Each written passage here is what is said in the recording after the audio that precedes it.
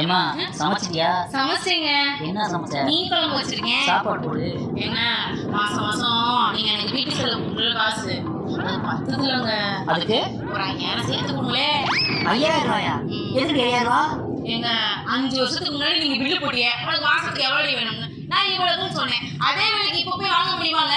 தக்காளி வெங்காயம்லாம் என்ன விலைக்கு விற்கிறாங்க தெரியுமாங்க? பூண்டு 1 கிலோ 400 ரூபாய். நீங்க கொடுக்குற காசுலாம் வாங்கி சமாளிக்க முடியலங்க. சேர்த்து 5000 கொடுங்க. விலைவாசி ஏறது மட்டும் உனக்கு தெரியுது, குடும்ப வருமானம் என்னன்னு தெரியுதா? அதுக்கு தகுந்த மாதிரி நடந்துக்க.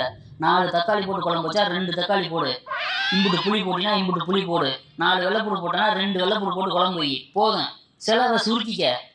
சம்பளம் அவன் ஏற்ற மாட்டான். சாப்பாடு போடுவா.